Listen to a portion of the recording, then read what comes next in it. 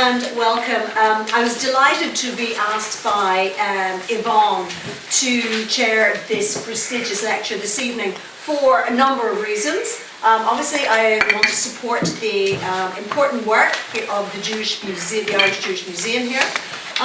But also because I'm particularly interested in the subject of Kishinev. Now, I know you're all here to hear about Joyce, but my interest in modern Jewish history, I'm particularly interested in the events at Kishinev, but not just the events themselves in terms of the horrific pogrom, but also how it came to symbolize the suffering of Jews in all of that region.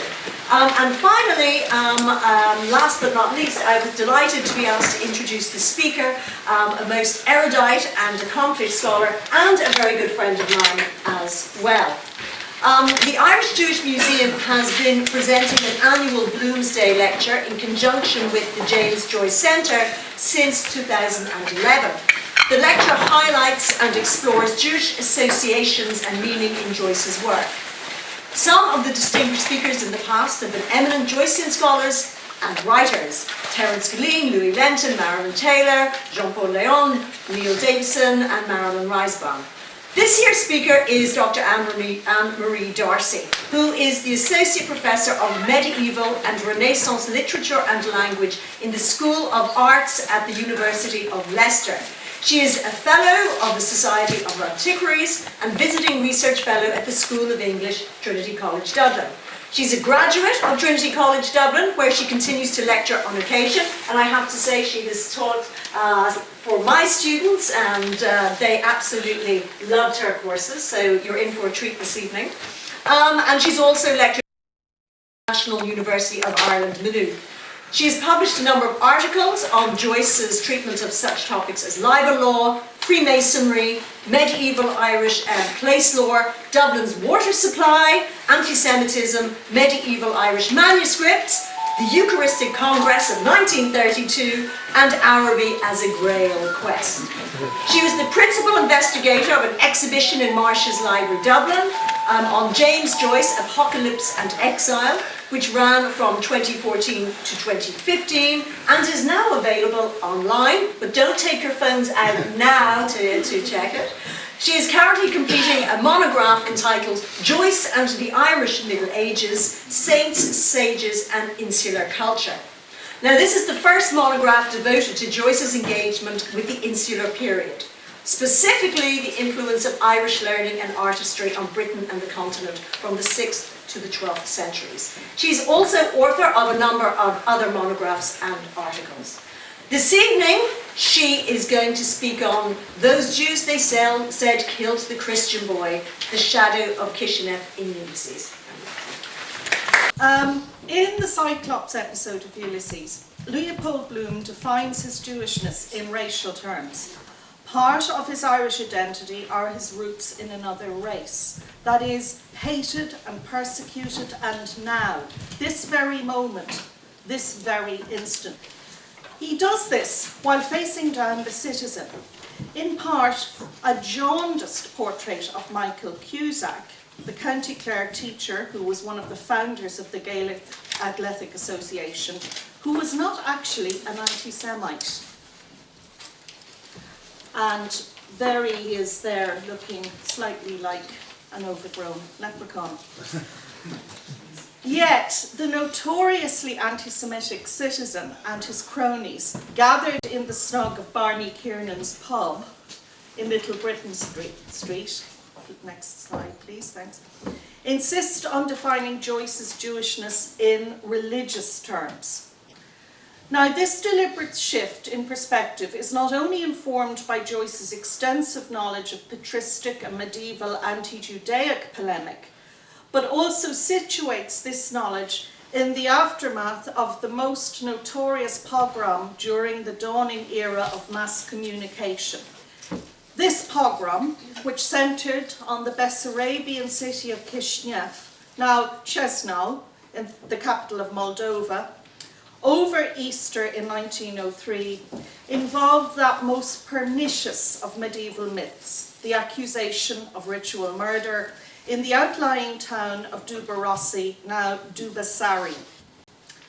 Prior to any explicit evocation of the ritual murder myth, The Citizen interprets Bloom's rejection of the physical force tradition, notwithstanding centuries of robbery, plunder, insult and persecution in religious, not political terms. The Citizen ironically refers to Bloom as a new apostle to the Gentiles, echoing Ephesians chapter 3 verse 9, preaching the gospel of universal love to his neighbour while all the time playing beggar my neighbour. However, the epithet is also evocative of 2 Corinthians chapter 11 verse 13, where Paul castigates those false apostles, those deceitful workmen, transforming themselves into the apostles of Christ. The Citizen goes so far as to compare Bloom to sanctimonious Cromwell and his Ironsides that put the women and children of Drogheda to the sword with the biblical text, God is love, pasted round the mouth of his cannon. Now, this might seem a rather random analogy at first glance. Why compare Bloom to Cromwell? But it consciously echoes Father John Creagh's second anti-Semitic sermon to the men's confraternity in Mount Alphonsus, Limerick, on the evening of the 18th of January 1904. Now, Creagh warned the congregation of the Redemptorist Church that if the Jews are allowed to go on as they have been doing, in a short time we will be their absolute slaves, and slavery to them is worse than slavery to which Cromwell condemned the poor Irish who were shipped to the Barbados. The Citizen dismisses Bloom's talk of brotherly love as puritanical cant. The obstinate perfidy of the old dispensation, spewed forth by one whose heart was hardened by God, because as one of the perfida plebs, Bloom's native place is indeed the land of Pharaoh. As far as the new dispensation is concerned, Bloom is mocked as the new Messiah for Ireland, says the Citizen, island of saints and sages.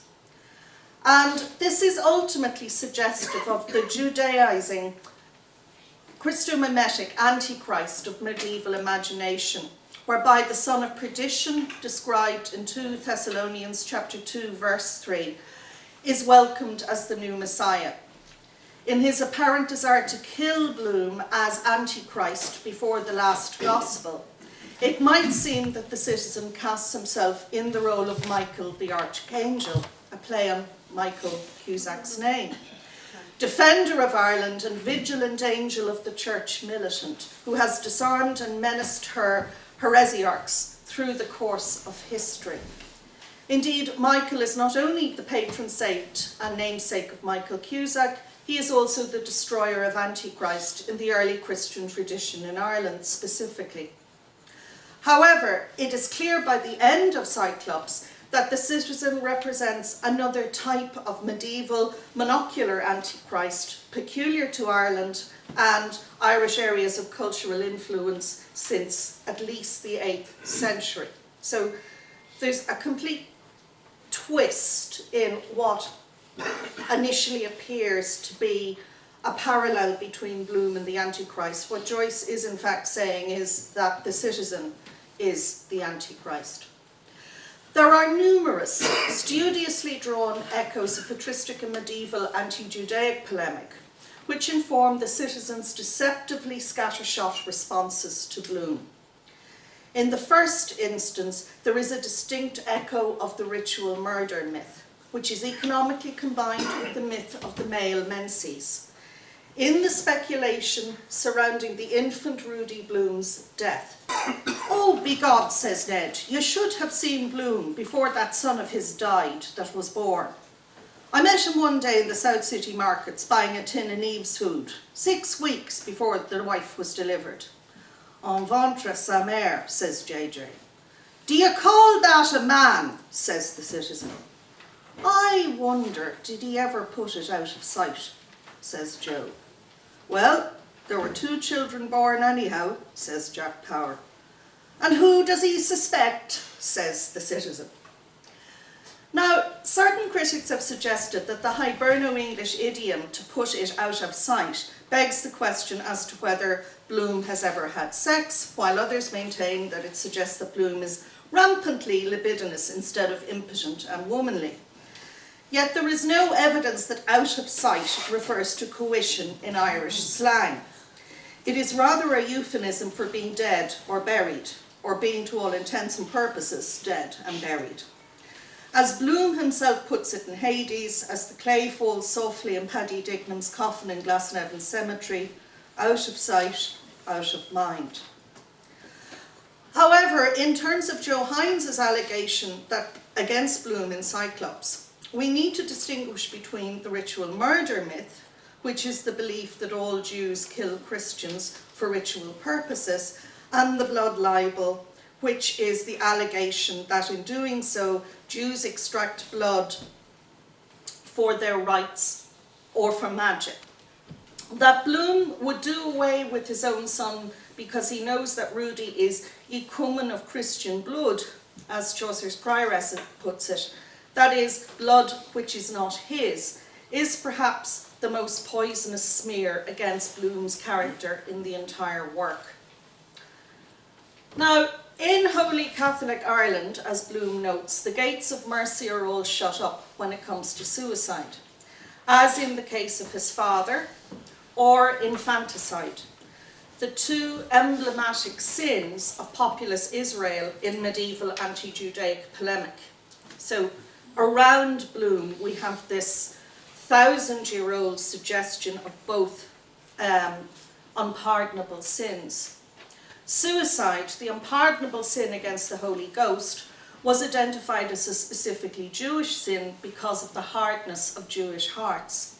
Scriptural authority was grounded in the death of Saul, 1 Samuel 31, verses 3 to 6, and that of Rosias to confound the enemy, 2 Maccabees 14, chapters 37 to 46. Patristic and medieval exegetes linked these individual examples to the mass suicide of Eliezer and his band of Sicarii who held Masada, as described by Josephus.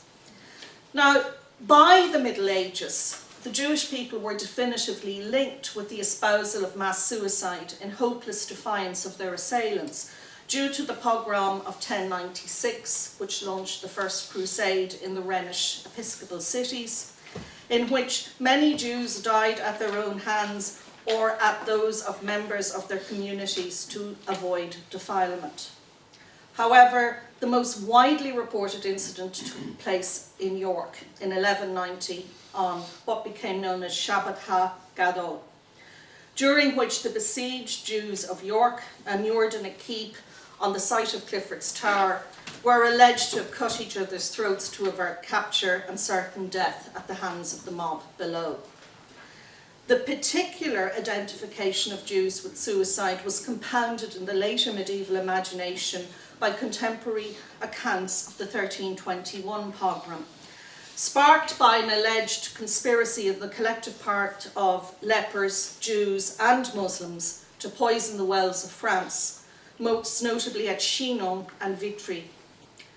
This particular accusation is lampooned by Joyce in Finnegan's Wake, where Bloom's disinfectant of choice, a bottle of Jay's fluid, does the bloody work of the realgar or ruby of arsenic ascribed to 14th century Jews. "Oh, Jesus, fluid," says the poisoned well. However, the ostensibly insouciant badinage in Barney Kiernan's on the subject of infanticide echoes the charges that underpin the medieval catalogue of alleged ritual murder invoked by Creagh in Limerick that same year. So, this is from Creagh's sermon.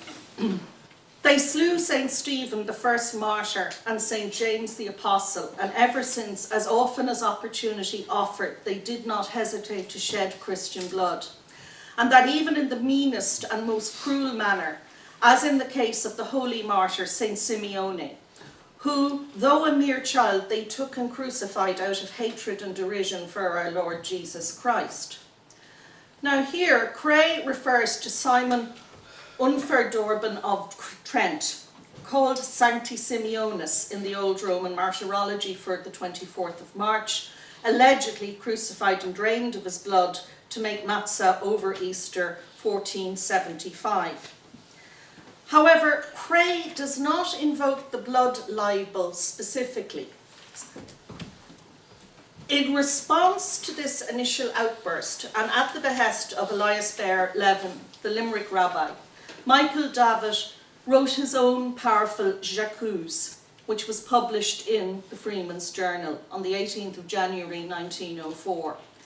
He denounced the spectre of ritual murder involved in Creagh's sermon, pointing out, correctly, that no pontiff had ever sanctioned this invention of sordid purpose or of blind hate, eschewing the canonisation of such lost boys as Simon of Trent, because of course all of these alleged Jewish murdered martyrs were in fact never acknowledged as such by the church throughout the Middle Ages and into the early modern period.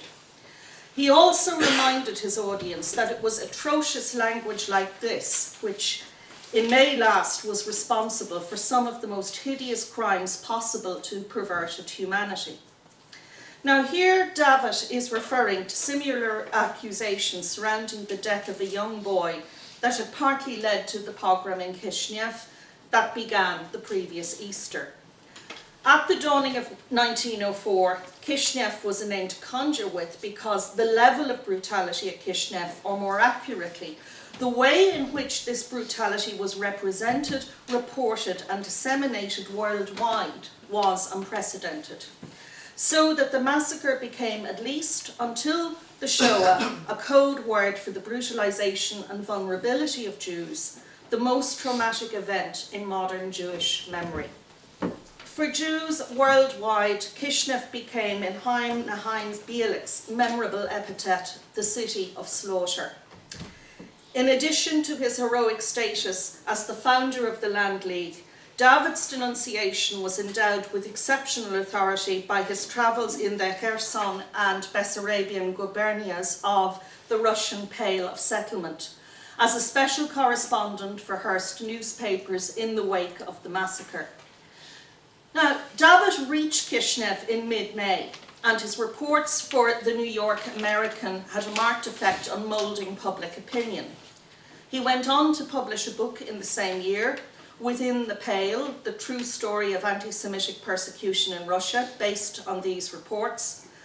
And this work certainly endorsed the view that the Russians, whatever about the Moldovans, wish to tyrannize. Moreover, it was partly due to the influence of Davitt and other reporters that Roosevelt's government withheld support for Russia in the war with Japan of 1904-5, which, in addition to the $200 million loan for Japan floated by Jacob Schiff to avenge Kishinev, and the pressure exerted in both America and Britain by such families that Joyce mentions as Rothschild, Guggenheim, Hirsch, Montefiore. This went some way to ensuring that the Russians were, after all, only an 8 o'clock breakfast for the Japanese. Now, Davitt's letter points out that Ireland had been described previously by the chief rabbi of the United Kingdom, Dr. Herman Adler, as the only land of Europe in which his race has never suffered persecution, that is, until now. Here Davitt recalls Adler's speech on the consecration of the Adelaide Road Synagogue on the 4th of December 1892, which he had initially referred to in an earlier letter to the editor, Ireland and the Jews, Freeman's Journal, 13th of July 1893. Davitt also recalls Daniel O'Connell's earlier use of this point of national pride in support of Isaac Goldschmidt's campaign for Jewish emancipation. Indeed, O'Connell's asseveration of the Jewish cause was presaged by that of John Toland, who wrote the pamphlet Reasons for Naturalising the Jews in Great Britain and Ireland on the Same Foot as All Other Nations, published anonymously in 1714. Jews were themselves lauding Irish society for its racial tolerance until late into the 19th century. But the hatred lies and violence unleashed by Creagh's sermons allowed Limerick, who gave her best blood to France and Spain, as we're told, to be compared, at least from a Jewish perspective, to the city of slaughter. On hearing the mob yell, "Down with the Jews, they kill our innocent children," a special correspondent for the Jewish Chronicle testified that all the horrors of Kishinev came back to me, and then, and only then, was I able to realise what Kishinev meant. And that's taken from the Jewish Chronicle of an eyewitness report in Limerick. In the words of the song Gary Owen, "We are the boys who take delight in smashing the Limerick lamps when lighting, and through the streets like sportsters fighting and tearing all before us." From an Irish Jewish perspective, the citizen's faithful dog, who happens to be called Gary Owen, described by the narrator as that ravenous brute, is aptly named. This is one aspect of the xenophobic undercurrent of Brian Boru's mythic Ireland, of Dalcassians, of hopes, conspiracies, and of Arthur Griffith Now, which such bold Fenian men as the Citizen and Kevin Egan choose to ignore. Indeed, in Proteus, Stephen Dedalus recalls his conversation with Egan in exile in Paris, during which time he refers to the founder of the Anti-Semitic League of France and founding editor of La Libre Parole, in approving tones as Monsieur Drumont, gentleman journalist. And this is an example of Drumont's idea of free speech. Yet, as Francis Sheehy Skeffington, Joyce's close friend and Davitt's first biographer, points out, Creagh's bigoted attack and the subsequent economic boycott took little root and speedily died away.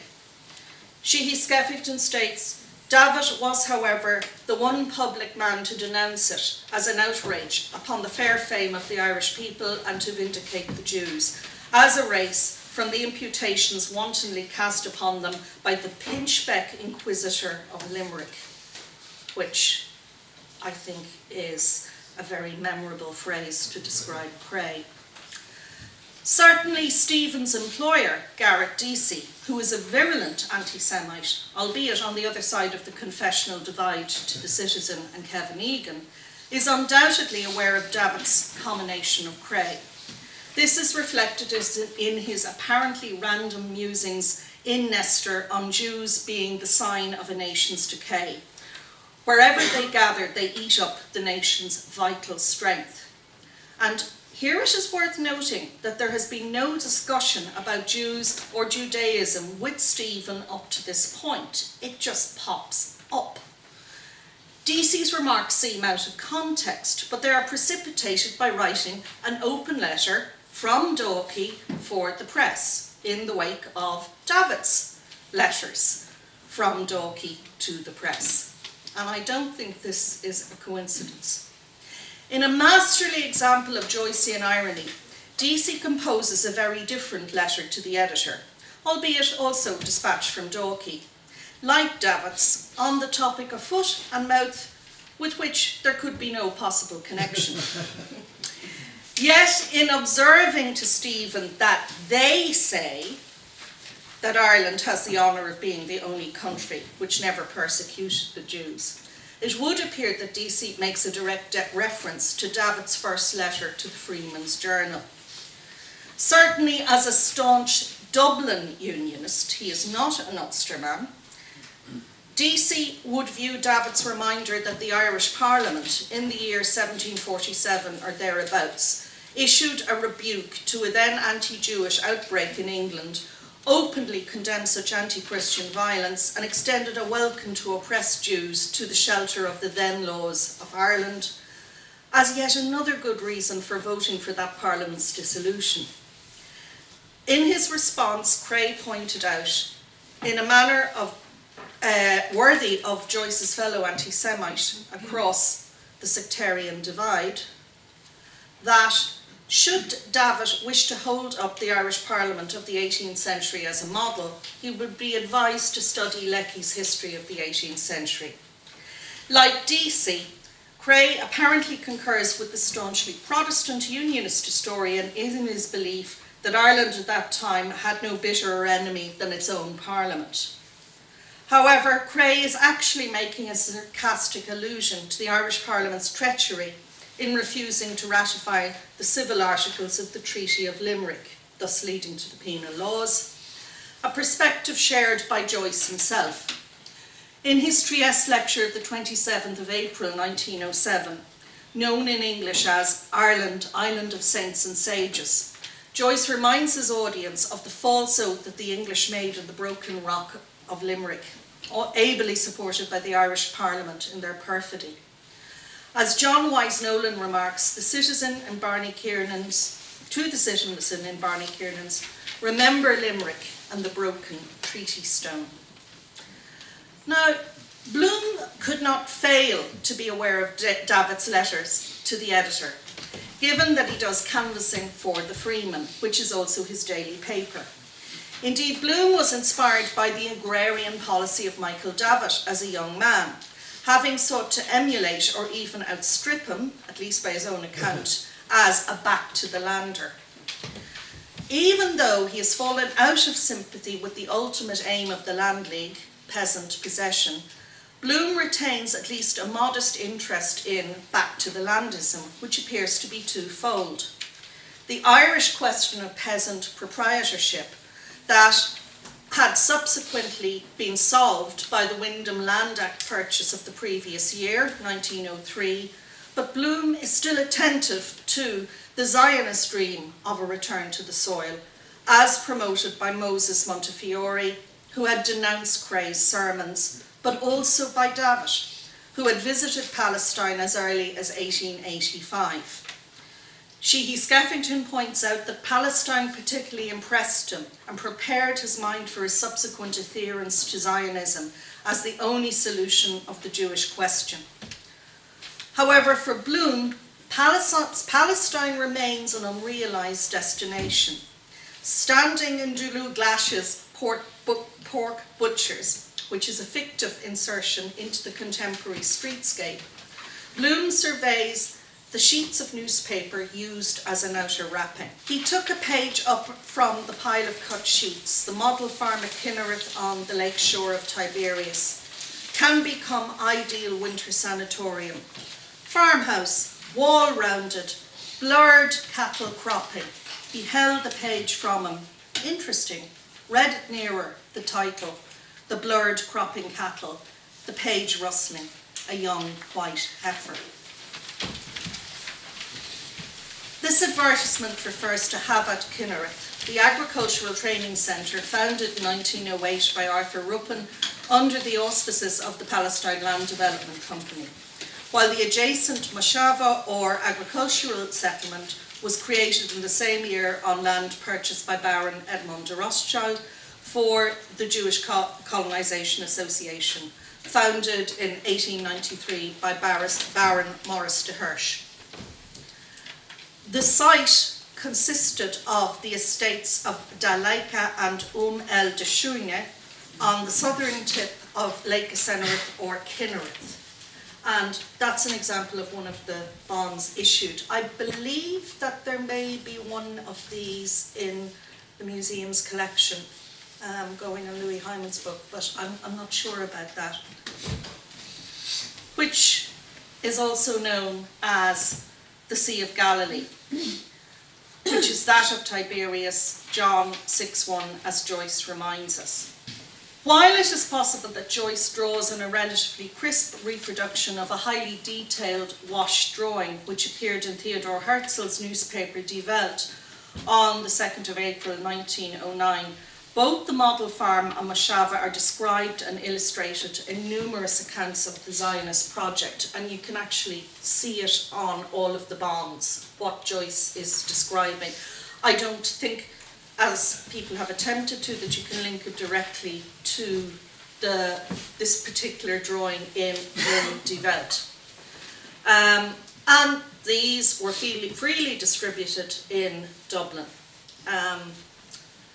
We have several examples that we know were issued in Dublin.